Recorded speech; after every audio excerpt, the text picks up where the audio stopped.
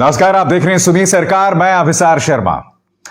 दोस्तों, मुद्दा यह नहीं है कि ग्रेटर हैदराबाद के नगर निगम चुनावों में भारतीय जनता पार्टी तीसरे नंबर पर रही, दूसरे नंबर पर रही, या जैसे सुबह तमाम न्यूज चैनल्स बता रहे थे कि बीजेपी इज नंबर 1 और न्यूज चैनल्स तक में जश्न मनना शुरू हो गया था। मुद्दा यह नहीं है। मुद्दा यह है कि प्रधानमंत्री नरेंद्र मोदी से लेकर योगी आदित्यनाथ से लेकर गृह मंत्री अमित शाह से लेकर तेजस्वी सूर्या, सभी ने इन चुनावों में कैंपेनिंग की। और दुख की बात यह है कि जिस तरह की चुनावी कैंपेनिंग भारतीय जनता पार्टी ने की, उन्होंने चुनावी कैंपेनिंग के स्तर को गिराने का एक और मुकाम हासिल किया। सबसे पहले मैं आपको दिखलाना चाहूंगा कि प्रधानमंत्री नरेंद्र मोदी ने जानबूझकर हैदराबाद शहर को चुना।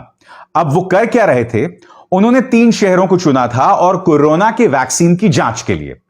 इसमें उन्होंने हैदराबाद उस दिन चुना जिस दिन हैदराबाद नगर निगम चुनावों का आखिरी दिन था। प्रधानमंत्री नरेंद्र मोदी को आप देखिए, इन तस्वीरों में प्रधानमंत्री बाहर निकलते हैं, हाथ हिलाते हैं और मोदी मोदी के नारे लगते हैं। देखिए,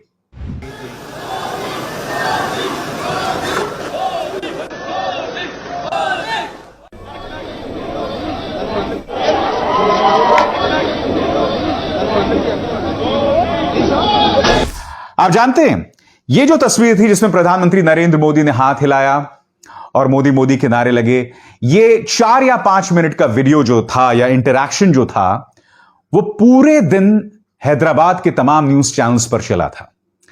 तो चाहे भारतीय जनता पार्टी कुछ भी कह ले, स्थानीय चुनावों के लिए प्रधानमंत्री नरेंद्र मोदी तक मैदान में उतर आए थे।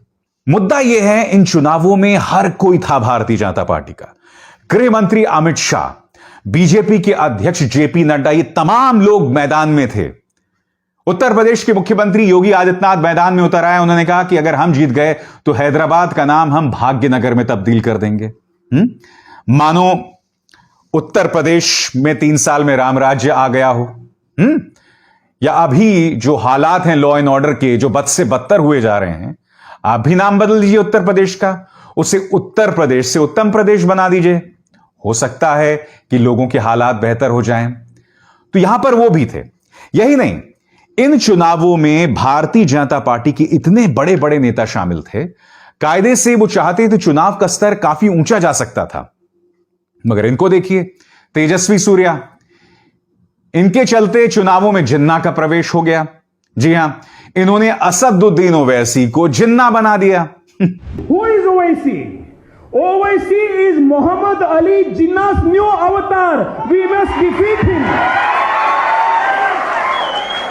अब इन्हें देखिए, स्मृति ईरानी जी, ये इस बात का ताना हमें दे रही थी कि देखिए, एक ऐसे देश में, एक ऐसे वक्त जब हमारा सैनिक सीमा पर हमारी रक्षा कर रहा है, तो AIMIM और TRS जो है वो हैदराबाद में अवैध अप्रवासियों को जगह दे रही है। तो कहने को इन चुनावों पर भारतीय जनता पार्टी ने हर किस्म की तिकड़म का इस्तेमाल किया। पाकिस्तान लेकर आए वो, रोहिंग्या लेकर आए वो, सर्जिकल स्ट्राइक तक ले आए। और चूंकि सामने ओवैसी थे, तो ओवैसी को चेहरा बनाकर उन्होंने हर तरह का प्रोपेगेंडा किया। और दिलचस्प बात यह है कि अब भी भारतीय जनता पार्टी खुद को पीड़ित, खुद को विक्टिम बता रही है।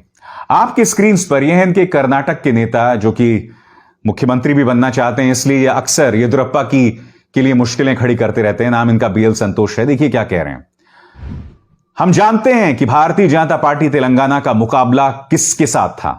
उनका मुकाबला था सांप्रदायिकता, पैसे और गुमराह करने वाली राजनीति के खिलाफ। मैं सांसद बंदी संजय को बधाई देना चाहता हूं इस शानदार लड़ाई के लिए।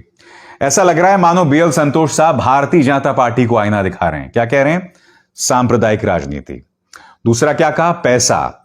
तीसरा, गुमराह करने वाली राजनीति। आप मुझे बताइए ना, बीजेपी ने जो हैदराबाद में चुनावी कैंपेनिंग की, इतने बड़े बड़े नेता मैदान में उतर कर आए, प्रधानमंत्री से लेकर अमित शाह से लेकर योगी आदित्यनाथ, कितना पैसा लगा होगा बताइए। और कौन बात कर रहा है पैसे की? क्या BL संतोष साहब और बीजेपी हमें यह बतलाने का कष्ट करेगी कि जो इलेक्टोरल बॉन्ड्स के जरिए पैसा मिलता है पॉलिटिकल पार्टीज में या पॉलिटिकल पार्टीज को, उनमें से किस पॉलिटिकल पार्टी को सबसे ज्यादा पैसा मिलता है? बताइए। जवाब है बीजेपी। तो आप किस बिना पर यह कह रहे हैं कि साहब पैसे का खेल था और हमारा मुकाबला पैसे से हो रहा था? सांप्रदायिकता। जिस शख्स बंदी संजय को आप बधाई दे रहे हैं, उस शख्स ने कहा था कि अगर हम जीत गए तो ओल्ड हैदराबाद में हम सर्जिकल स्ट्राइक करेंगे। यह बयान देख रहे हैं अपने स्क्रीन पर। क्यों? क्योंकि बकौल बंदी संजय यहां पर रोहिंग्या और पाकिस्तानी बसते हैं। तो माहौल को सांप्रदायिक करने का कोई मौका नहीं छोड़ा आपने। पैसे का इस्तेमाल हुआ, सांप्रदायिक पूरे तेवर थे बीजेपी के, और गुमराह करने वाली सियासत तो चल ही रही थी। आप सैनिकों का नाम ले रहे थे, पाकिस्तान का नाम ले रहे थे, जिन्ना का नाम ले रहे थे। यह बात अलग है कि आपकी अपने पार्टी के दो नेता, कम से कम पूर्व deputy prime minister LK Advani साहब को अपने पद से इस्तीफा देना पड़ा था ना जिन्ना के मुद्दे पर, जब उन्होंने जिन्ना की तारीफ कर दी थी। तो कृपया जब दूसरों पर आप एक उंगली उठाते हैं तो हमेशा याद रखिए कि 4 उंगलियां आपकी तरफ हैं। हमेशा इस बात को याद रखिएगा। और BL संतोष का यह बयान कि हमारा मुकाबला इनसे था, एक तो मैं समझ नहीं पाता हूं कि बीजेपी 6 सालों से सत्ता में है, शायद दुनिया की सबसे अमीर पार्टी होगी, फिर भी खुद को पीड़ित, दबा कुचला, असहाय बताना। जो भी कह लो, भारतीय जनता पार्टी वो पॉलिटिकल पार्टी है इन ग्रेटर हैदराबाद नगर निगम के चुनावों में जो 4 से 40 की जिसने छलांग लगाई है।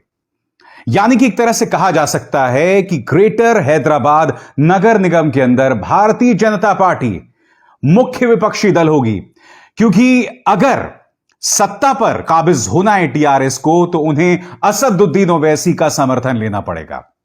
मगर कांग्रेस वो पॉलिटिकल पार्टी जिसने इस राज्य का निर्माण किया था, जिसकी वजह से राज्य तेलंगाना जो वो वजूद में आया था, उसका लगभग सुपड़ा साफ हो गया है।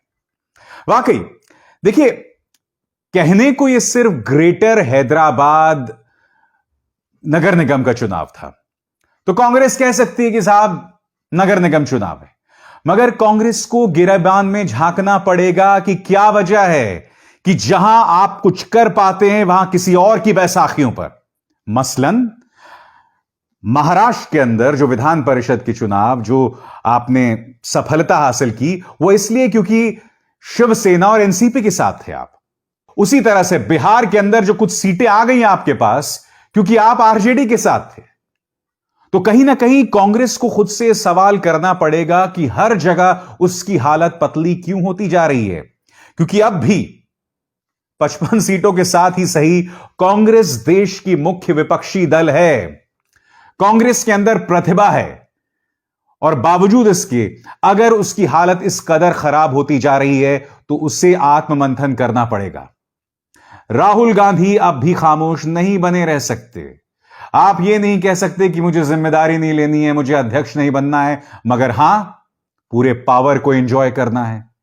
यही वजह है कि कांग्रेस की हालत बद से बदतर हुई जा रही है। यही हमने ग्रेटर हैदराबाद नगर निगम चुनावों में भी देखा।